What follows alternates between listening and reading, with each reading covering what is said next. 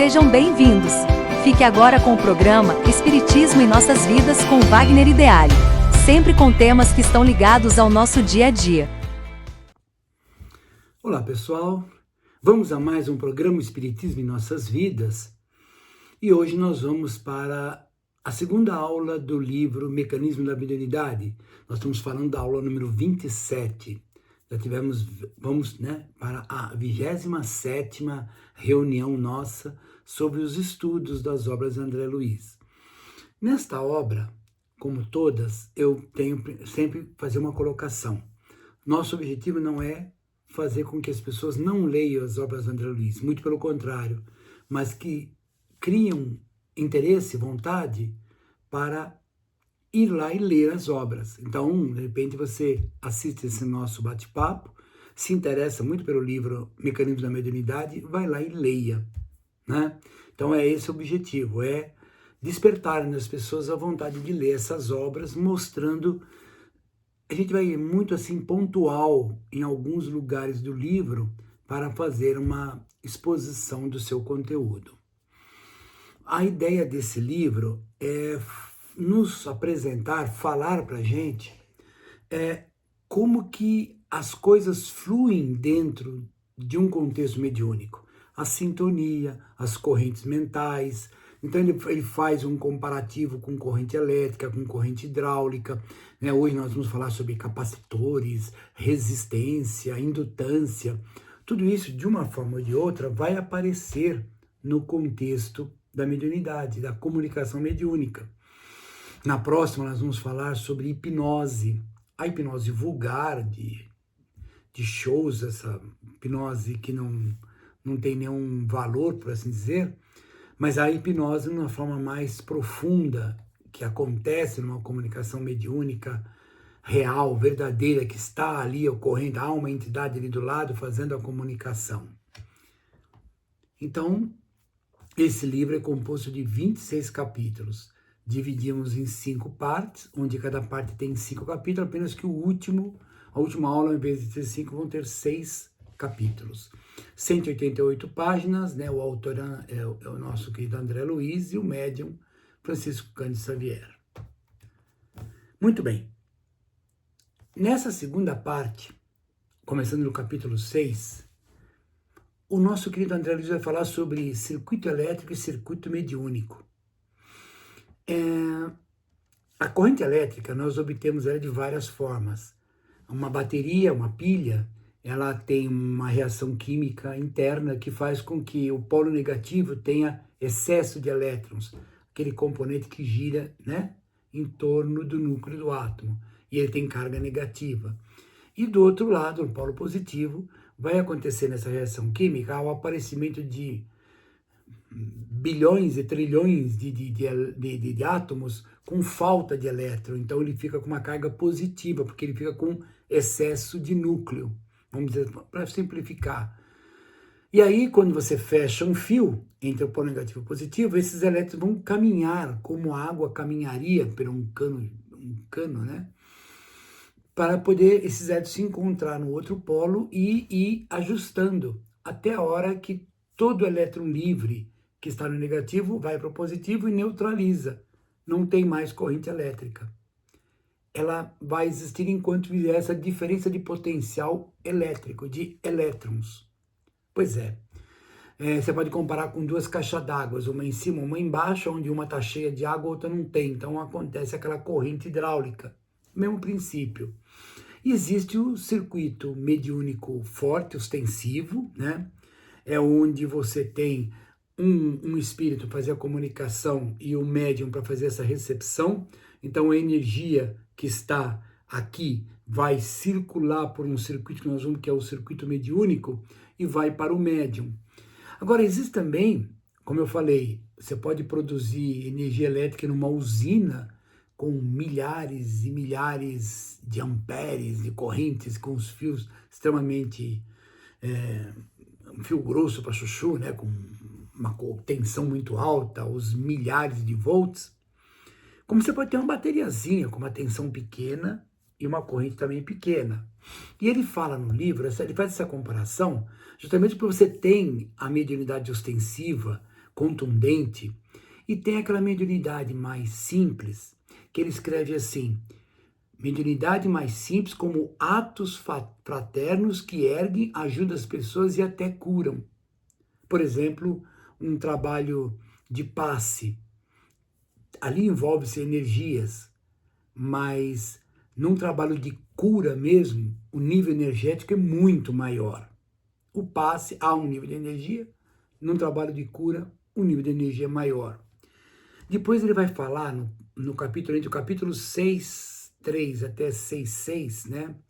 Ele vai falar de circuito aberto e circuito fechado. Um circuito elétrico é definido como a corrente de elétron que passa pelo fio, passa, por exemplo, uma lâmpada. Então você tem uma bateria, você tem uma lâmpada, um fio sai de um polo, entra num polo da lâmpada e da lâmpada no outro. Fecha-se o circuito, provoca-se uma corrente elétrica. E essa corrente elétrica faz a lâmpada acender em função, se for uma lâmpada incandescente, em função do atrito entre os elétrons e o metal. Se for um LED, então tem toda uma teoria de semicondutores que não cabe agora te mostrar aqui. Claro que nesse livro não foi falado em LED porque não existia naquela época. E o circuito mediúnico, o médium precisa estar realmente em equilíbrio psíquico, ligado, para obter essa corrente mental. Então, se o médium estiver distraído, estiver com a cabeça virada para uma coisa, sei lá, da vida dele, qualquer coisa assim, não há essa conexão, não é um circuito fechado. Ele não está psiquicamente conectado ao espírito comunicante. Então, o André Luiz, ao longo do livro todo, ele vai fazer comparações assim, para que melhor a gente consiga entender como funciona a mediunidade. Porque todo mundo fala em mediunidade. Ah, eu fecho os olhos, recebo espírito, eu psicografo e tal. Ah, tá, bacana isso. Mas como isso funciona? Como que é o mecanismo? Por que não funcionou com aquela pessoa e funcionou com aquela outra? Ah, porque ela tem mediunidade e a outra não tem. Não, as duas têm. Vamos pegar duas pessoas, as duas têm mediunidade. As duas já deram comunicação. Só que nesse momento essa deu e essa aqui não. Tem vários fatores, uma infinidade de fatores por não ocorrer. E é o que nós vamos tentar estudar aqui um pouquinho. Veja, existem alguns componentes elétricos que aparecem num circuito mediúnico. Por exemplo, resistência elétrica. É um componente que se opõe à passagem de corrente. Por exemplo, a resistência que tem dentro de uma lâmpada, a resistência do chuveiro. Então, no momento que a corrente passa, aquece e restringe a corrente. É como se tivesse um fio bem grosso e de repente tem um fio fininho, depois ele volta a ficar grosso de novo. Esse pedacinho, ele é uma resistência. É você tentar passar uma quantidade exagerada de água num cano bem fininho, tá? Então a água vai encontrar dificuldade para passar por ali, vai acontecer um atrito. Isso vai acontecer também no circuito mediúnico, com uma coisa que nós chamamos de dispersão mental. Eu não estou sintonizado, eu estou desperdiçando energias em função do meu posicionamento. Existe um outro circuito chamado indutância. A indutância é a acumulação de energia num campo magnético por ação da corrente. Então a indutância, lembra-se de uma bobina. Quando você passa corrente nela, num primeiro momento ela vai reagir contra, depois ela vai permitir que essa corrente continue. Só que se essa corrente tentar variar, a bobina não deixa. Ela vai procurar manter aquela corrente, ela tenta segurar aquela corrente. E se por algum motivo, num circuito, eu precisar romper instantaneamente essa corrente, essa bobina ela vai se opor a isso, ela vai gerar uma tensão inversa extremamente alta. Por isso que é aqueles brinquedinhos que tem uma pilha, que você põe a mão e toma choque, tem uma bobina ali dentro. Então, quando você aplica a corrente na bobina, tudo bem. A hora que você tira a corrente, a bobina reage. São efeitos elétricos descobertos por grandes cientistas do século XIX. E hoje, a televisão que você tem em casa, o teu telefone celular, tudo de elétrico que você tem resistências, tem indutâncias, elas fazem, cada um tem o seu papel dentro de um circuito. E há também a indutância magnética dentro de uma corrente mediúnico. Porque o circuito mediúnico tende a manter aquela comunicação durante o período necessário. Esse fluxo energético, o circuito mediúnico vai procurar manter essa energia. Há um outro componente que é o capacitor. Na capacitância permite que a energia se acumule num campo elétrico por ação dos capacitores ou condensadores. O mesmo ocorre na comunicação mediúnica. Então o capacitor, ele é diferente da bobina. ele, na medida que aparece a corrente, ele vai acumulando. Quando a corrente some, ele tem uma carga que ele vai descarregando agora. O capacitor é como se fosse uma bateria muito, muito, muito pequenininha. E o mesmo acontece. O mesmo ocorre numa comunicação mediúnica, como o acúmulo de energias enviado pelo comunicante, tomando formas e expressões, que nós vamos ver mais para frente. A carga energética que chega de um espírito no médium, o médium se absorve essa energia, ele acumula essa energia. E depende de como for, mexe com as expressões. Então, o médium que está dando uma passividade muda as expressões faciais, o jeito do corpo, o jeito de falar, o jeito de se movimentar, porque há uma carga energética muito grande em cima, é onde o espírito comunicante vai procurar, através dessa energia, moldar o comunicador de acordo com aquilo que ele talvez gostaria que mudasse. A velocidade da corrente elétrica, acredita-se que ela esteja em torno de 300 mil quilômetros por segundo, né? Para o estudo, compara-se sempre o fluxo de água com o fluxo de corrente elétrica, né? Onde a corrente elétrica é medida em amperes e a pressão elétrica, ou seja, a diferença de potencial, é medida em volts. Então, o chuveiro é 220 volts para 20 amperes. Então, é uma corrente alta e uma tensão alta. Pois é, essa definição é para fazer essa analogia que um pouquinho na frente aqui nós vamos fazer. Essa comparação entre energia elétrica, hidráulica e, portanto, mediúnica, não tem qualquer embasamento científico. Isso aí ele coloca no livro. Eu olho para cá porque eu tenho minhas anotações aqui. Porque o que acontece? A mediunidade, ela é pesquisada por pessoas sérias, mas ela não está dentro dos conceitos científicos ainda, em função da ferramenta de ensaio que é o ser humano. Não tem um equipamento ainda confiável que eu possa ligar, um aparelho, como se fosse um monitor, uma televisão, que eu pudesse ligar e ver os espíritos.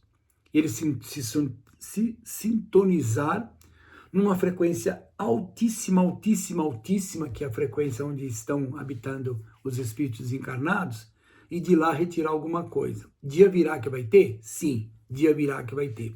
Não sei se vamos estar aqui encarnados para ver isso, mas é claro que isso uma hora vai acontecer. Então, é interessante essa comparação da corrente hidráulica, da caixa d'água com o cano, a corrente elétrica das baterias ou da usina com os fios e a corrente mediúnica. Ele fala assim: a água pode beneficiar a coletividade quando devidamente tratada e aprisionada de forma eficaz. A corrente elétrica, da mesma forma. E, por fim, a corrente mental, que a corrente mental desequilibrada vai gerar problema. Corrente elétrica mal instalada vai gerar problema. E a água estagnada também vai gerar problema. Tudo precisa ter um controle, um ajuste, para que tudo funcione de forma correta. No capítulo 8, ele vai trabalhar sobre mediunidade e eletromagnetismo. E esse livro, tanto o livro Evolução em Dois Mundos, quanto o livro Mecanismo da Mediunidade, são dois livros técnicos bastante profundos. Tanto que quem está acompanhando percebeu que todos os livros, até chegar no Evolução em Dois Mundos, eu consegui dividir em dois programas. Mas no Evolução em Dois Mundos e esse, não tem como. Devido à profundidade com que o André Luiz vai em busca da estrutura do ser, em busca da estrutura da mediunidade. Bom, o capítulo 8 vai tratar sobre mediunidade e eletromagnetismo. Ele vai falar assim: vários metais têm a característica de terem elétrons livres. Elétrons livres é o seguinte: na última camada da molécula do metal, os elétrons estão fracamente presos ao núcleo, então eles ficam soltos. Aí que acontece com a corrente elétrica. Por que não tem corrente elétrica num pedaço de borracha? Porque a estrutura não tem elétron livre. Isolante não tem elétron livre. Condutor tem elétron livre. E os melhores condutores, evidentemente, é o ouro, a prata, o alumínio.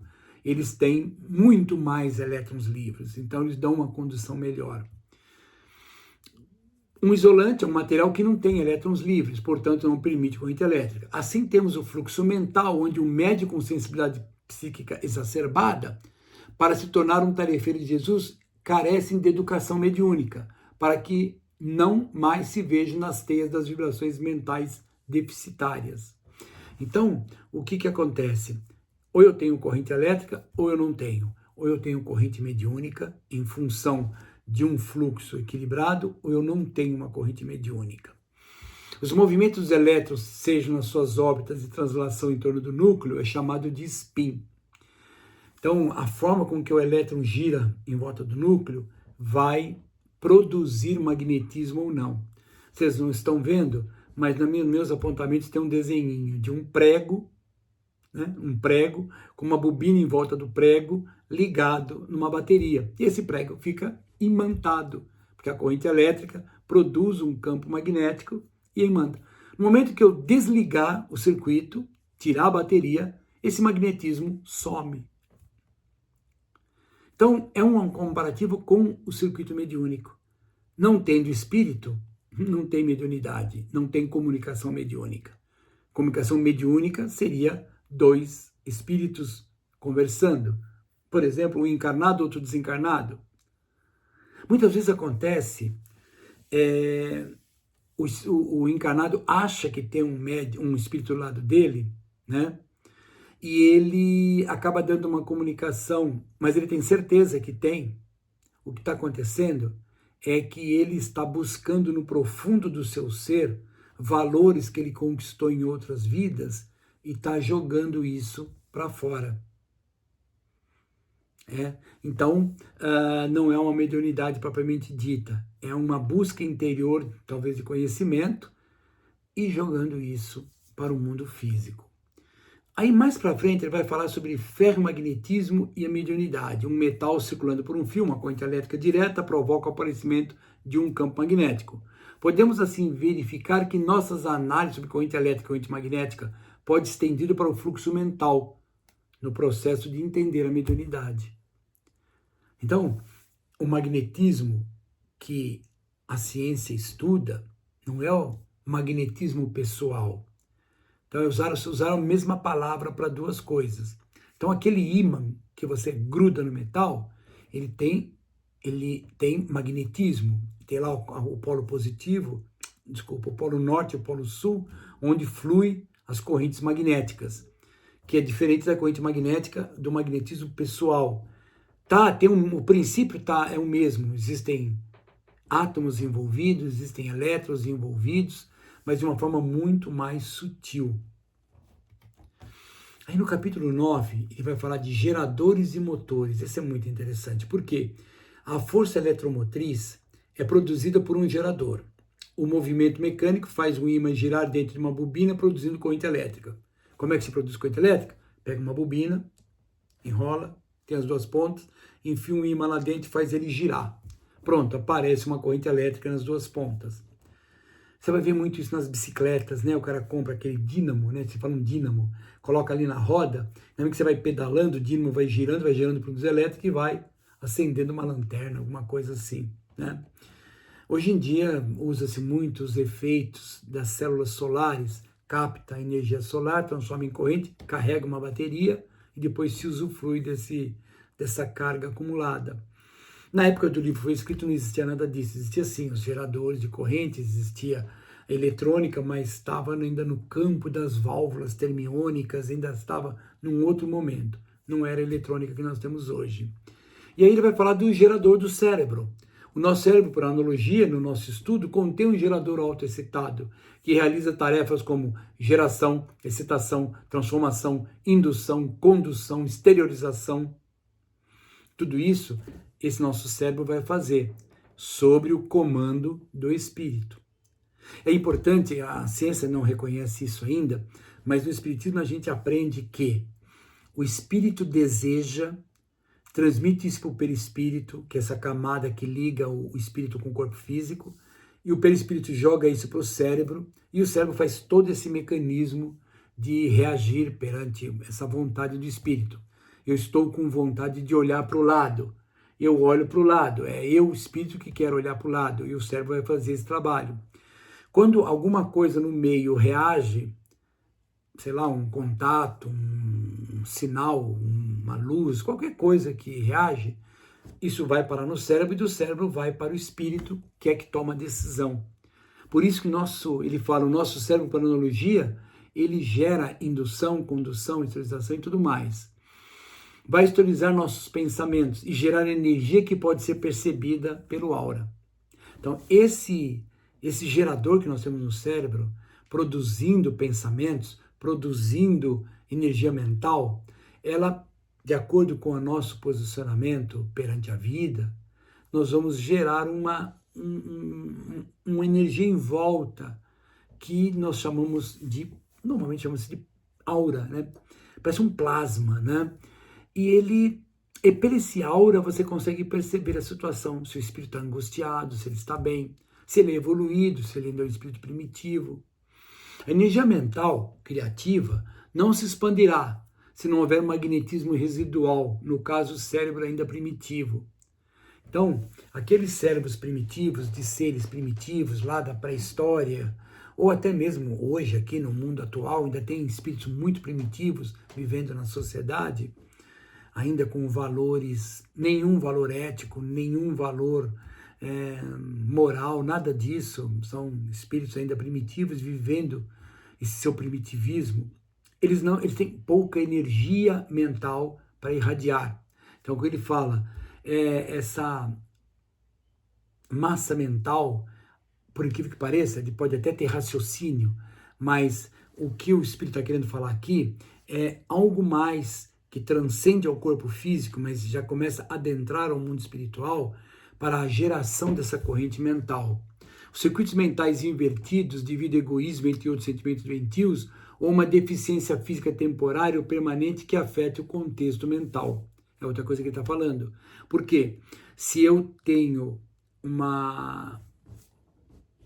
extremamente egoísta, uma infinidade de sentimentos pequenos, eu vou gerar problemas nessa massa mental. E por fim, o fluxo mental. Todos os elementos químicos são formados por átomos, com um determinado número de elétrons, que é o número atômico daquele material. Os elétrons desprendidos do núcleo circulam num condutor produzindo calor, campo magnético e tudo mais. Calor pela colisão de partículas, campo magnético pelo deslocamento dessas partículas. A luz é produzida pela corrente elétrica no condutor. As correntes mentais estão presentes em todos os resíduos da natureza, correntes primitivas ou superiores, depende do que produziu. Então, o que ele está afirmando? Ele está afirmando que os seres primitivos também têm corrente mental, muito inferior à que nós produzimos, que por sua vez é inferior à que é produzida por os espíritos superiores. E assim, quanto mais elevado o espírito, maior essa corrente. Aí ele finaliza com a função dos agentes mentais, desde a criação até a chegada ao reino nominal, ou seja, desde os primitivos. Lembra que nós vimos nos livros, nas lições do livro Evolução em Dois Mundos? Então, desde lá das primeiras manifestações do princípio inteligente até chegar no homem, nós fomos sustentados e muito pelos espíritos, porque nós não tínhamos ainda muita condição de raciocínio mais profundo. Mas com a conquista ao longo de milhões de anos, milhões e milhões e milhões de anos, nós conquistamos a capacidade de raciocinar de forma lógica, temos a condição de tomar decisões, então temos livre-arbítrio. Agora, vamos dizer assim, nós estamos por nossa conta. Ou seja, o que eu pensar está feito, o que eu agir, eu vou responder por essas ações, não tem como. Então, os agentes mentais são justamente esses espíritos que vão conduzir o princípio inteligente lá do primitivismo até chegar onde nós estamos e muito mais para cima. Se for fazer uma escala evolutiva de 100 degraus, eu acho que nós estamos no 3º, 4º, 5º degrau ainda. E olha lá, se não estiver no 1º. Assim, todos os espíritos encarnados e desencarnados expressam respectivamente ao redor do corpo físico ou do perispírito as radiações correspondentes ao seu nível evolutivo. Então, para entender essa radiação, ele vai, então, nesse livro, falar corrente elétrica, que a corrente elétrica, quando passa num fio, cria uma corrente magnética, e essa corrente magnética é percebida pelos instrumentos. E existe, então, a corrente mental, que vai gerar um campo magnético diferente, um campo magnético envolvendo atração e repulsão das criaturas. Então, se eu tenho um campo magnético agradável, eu vou atrair as pessoas. Se eu tenho um campo magnético repulsivo, eu vou afastar as pessoas. É muito interessante. E tudo isso tem um reflexo profundo na mediunidade. É isso aí, pessoal.